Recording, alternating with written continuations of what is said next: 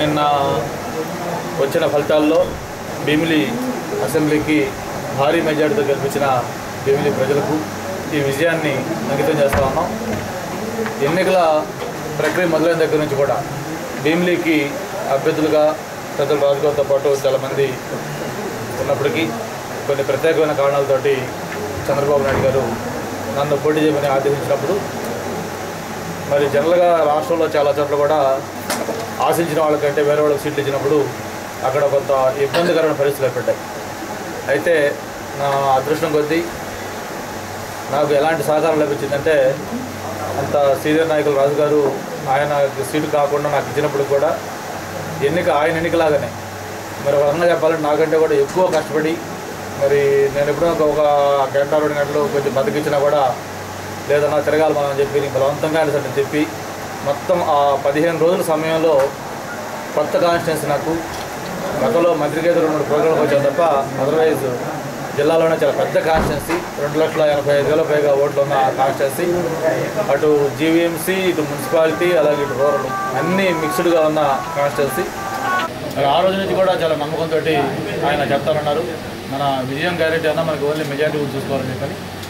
మరి ముందుగా రాజుగారికి మాత్రం నా ధన్యవాదాలు, కృతజ్ఞతలు. అలాగే మరి పార్టీ అధ్యక్షులు కానివ్వండి, లేకపోతే అధికారంలో ఉన్న సర్పంచులు కావచ్చు, లేకపోతే ఎంపీటీసీలు, పోటీ వ్యక్తులు కావచ్చు, క్షేత్రస్థాయి నుంచి తెలుగుదేశం పార్టీ కుటుంబ సభ్యులందరూ కూడా క్యాండిడేట్ లాగా వాళ్లే ఫీల్ అయ్యారు. ప్రతి ఒక్క అభ్యర్థి కూడా వాళ్లే క్యాండిడేట్ అయితే ఎలాగా పనిచేస్తారో అంతకంటే ఉత్సాహంగా పనిచేశారు. ముఖ్యంగా గత 2 టర్ముల్లో తెలుగుదేశం పార్టీ ఓడిపోవడంతో ఈసారి అటువంటి ఛాన్స్ తీసుకుదలుచుకోలేదు. మేము ఖచ్చితంగా అసలు వడ్డీ కలిపి మేము ఈసారి తెలుగుదేశం పార్టీకి మెజార్టీ ఇస్తామని కసి కేడర్లో కనిపించింది. ఏ గ్రామంలోకి వెళ్ళినా కూడా మాకు అది ఎన్నికల ప్రచారం లాగా కంటే కూడా గెలిచిన తర్వాత విజయోత్సవానికి వెళ్ళినట్టుగానే మమ్మల్ని స్వాగతించారు, మంగళహారతులు ఇచ్చారు, పూలవర్షం కురిపించారు. ఆ రోజు నుంచే మరి జిల్లాలోనే కాదు రాష్ట్రంలో అందరూ కూడా భీమిలి అనేది గ్యారెంటీగా తెలుగుదేశం పార్టీ గెలుస్తుంది, మెజార్టీ ఎంత అనే దాని మీదనే అందరూ కూడా అంచనాలు వేసుకుంటూ వచ్చారు. మరి మనం ఏ విధంగా అయితే ఆశించాము ఆ అంచనాలకి మించి ప్రజలు విజయం చేకూర్చారు. మరి దానికి తెలుగుదేశం పార్టీ కార్యకర్తలకి, కుటుంబ సభ్యులకి, ప్రత్యేకించి ఇంత బ్రహ్మాండ విజయం రావడానికి సహకరించిన ప్రతి ఒక్కరికి కూడా మనస్ఫూర్తిగా అభినందనలు, ధన్యవాదాలు తెలియజేసుకుంటూ వాళ్ళు ఒక ప్రగాఢమైన నమ్మకం, విశ్వాసం కూడా తెలుగుదేశం పార్టీ పంపించారు. ముఖ్యంగా రాష్ట్రం విడిపోయిన తర్వాత ఈ విడిపోయిన సీమాంధ్రాన్ని ఒక స్వర్ణాంధ్ర చేయాలంటే ఒక అనుభవము, సమర్థత, అలాగే విజన్ నాయకుడు కావాలి, అలాగే ఒక కష్టపడే నాయకుడు కావాలి. ఇవన్నీ కూడా చంద్రబాబు నాయుడు గారు ఉన్నాయని చెప్పని ఆయన పట్ల ప్రజలు విశ్వాసం చూపించారు. దానికి తోడు నరేంద్ర మోడీ గారి నాయకత్వం నేషనల్ లెవెల్లో పనిచేసింది. ముఖ్యంగా పవర్ స్టార్ పవన్ కళ్యాణ్ గారి యొక్క ప్రచారం యువతని బ్రహ్మాండంగా ఉత్సాహవంతంగా చేసేసింది. వీళ్ళ ముగ్గురి కాంబినేషన్లో ఈ ఎన్నికలు తెలుగుదేశం పార్టీకి స్వీప్ చేశాయి. మరి ఎప్పుడు కూడా లేని విధంగా ఏ అసెంబ్లీ అభ్యర్థి చూసినా కూడా భారీ మెజార్టీ, ముఖ్యంగా విశాఖ పార్లమెంట్ పరిధిలో ఉన్న 7 అసెంబ్లీ స్థానాలు గెలుచుకోవడం, వైకాపా గౌరవాధ్యక్షులుగా ఉన్న విజయమ్మ రాజశేఖర రెడ్డి గారు సత్యమైనప్పుడు కూడా ఆమె పోటీ చేసినా కూడా దాదాపు 1,00,000 ఓట్ల తేడాతో ఓడిపోవడం కూడా ఈ విశాఖ జిల్లా ప్రజల యొక్క విజ్ఞతకి ఇది ఒక నిరసనగా ఉంది.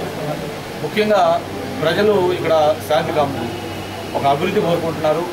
అట్ ద సేమ్ టైం మళ్ళీ శాంతిగా కూడా ఉండాలని కోరుకునేవాడు. కాబట్టి ఈ ఫ్రాక్షన్ రాజకీయాలు దూరంగా ఉంచాలి, ఈ 2 దూరంగా పెట్టాలని మొదటి నుంచి కూడా ఆ మార్పు కనిపించింది. అందుకే అంత భారీ తేడాతోటి ఓడిపోవడం జరిగింది. మరి ప్రజలు ఏ నమ్మకం తోటి గెలిపించారో అవి నెరవేర్చడం కోసం తప్పకుండా పెద్దలు రాజు గారు, అలాగే మా పార్టీ నాయకులు అందరితో కలిపి ఈ బ్రహ్మాండంగా ఇది చేస్తాం. తప్పకుండా ఆ నమ్మకాలు ఉండి చేయకుండా మొత్తంగా చేస్తామని చెప్పని తెలియజేసుకుంటూ, మనకి అనేక ఇష్యూస్ కూడా ఉన్నాయి. ఎన్నికల ప్రచారంలో కూడా నేను చెప్పడం జరిగింది. మామూలుగా ఏదో ఊళ్ళో రోడ్లు వేయటం, కాలువలు తీయటం, లేకపోతే కమ్యూనిటీ బిల్డింగ్స్ కట్టించడం అనేది ఎవరైనా చేయొచ్చు. కాకపోతే కొన్ని లాంగ్ పెండింగ్ ఇష్యూస్, ఛాలెంజ్గా తీసుకొని చేయాల్సిన ఇష్యూస్, ఆ ఇష్యూ కానీ పరిష్కారం అయితే కొన్ని వందల వేల కుటుంబాలకి బెనిఫిట్ అయ్యే విధంగా ఉండే ఇష్యూస్ అనేవి మనకు సంబంధించి. మరి అవి ఎక్కడికి వెళ్ళినా కూడా నేను చెప్పడం జరిగింది. ముఖ్యంగా సింహాచలం యొక్క పంచగ్రామాల భూ సమస్య, దాంతోపాటు ఇక్కడ జూట్ మిల్ సమస్య, దీంతోపాటు తగరపలస బస్ కాంప్లెక్స్, దాంతోపాటు ప్రత్యేకంగా భీమిలీలో ఫిషింగ్ హార్బరు, శాటిలైట్ పోర్టు, వీటితో పాటు ముఖ్యంగా ఈ ఇళ్ల స్థలాలు లేని వాళ్ళకి సంబంధించిన అవి కూడా చేయాలనుకున్నాం. దాంతోపాటు పాండ్రంగి బ్రిడ్జి ఒకటి ఉంది. తర్వాత దీన్ని భీమిలీ మున్సిపాలిటీ సంబంధించి కూడా గతంలో నేను మంత్రిగా ఉన్నప్పుడు అప్పుడు కొన్ని ప్రత్యేకమైన పరిస్థితుల్లో ఈ జీవీఎంసీలో విలీనం చేస్తే బాగుంటుందని చెప్పిన కొంత స్థానిక శాసనసభ్యులు ముత్తశెట్టి శ్రీనివాసరావు అప్పుడు ప్రతిపాదన పెట్టడం, దాన్ని కలపడం జరిగింది. అయితే తర్వాత స్థానికంగా ఇక్కడ దాని మీద కొంత వ్యతిరేకత రావటం, ఇక్కడ నేను ఎమ్మెల్యేగా పోటీ చేయాలనుకున్నప్పుడు కొంతమంది కలిసి ఈసారి ఇది సపరేట్ భీమిలీ మున్సిపాలిటీకి వచ్చితే బాగుంటుంది, దీనికి ఒక హిస్టరీ ఉంది కాబట్టి దాన్ని కొనసాగిస్తే బాగుంటుందని చెప్పారు. దాని మీద తప్పకుండా ఆ రోజు నేను ప్రజల ఆలోచన చెప్పాను. మళ్ళీ రేపు ఒక ఫస్ట్ వీక్లో గవర్నమెంట్ ఫామ్ అయిన తర్వాత మళ్ళీ ఒకసారి భీమిలీ మెయిన్ లీడర్స్ తోటి అలాగే ఇంపార్టెంట్ సిటిజన్స్ కమిటీగా కూడా ఫామ్ చేస్తూ ఉన్నాం. దాంట్లో అందరూ కూడా మెంబర్స్తో మాట్లాడి దీన్ని జీవీఎంసీలో ఉంచితే బాగుంటుందా, లేదు సపరేట్ మున్సిపాలిటీ ఉంచితే బాగుంటుందని ఒకసారి పెద్ద రాజుగారితో కూడా కలిసి మాట్లాడి దాని మీద నిర్ణయం తీసుకొని అల్టిమేట్గా ప్రజలు దీన్ని వేరేగా మున్సిపాలిటీ చేద్దామంటే తప్పకుండా సపరేట్ మున్సిపాలిటీగా ఉంచుతాం, లేదు జీవీఎంసీ కలిపితే బాగుంటుంది అని కానీ ఎక్కువ మంది అభిప్రాయం చెప్తే ఆ విధంగా కంటిన్యూ చేశాను కూడా ప్రయత్నం చేస్తాం.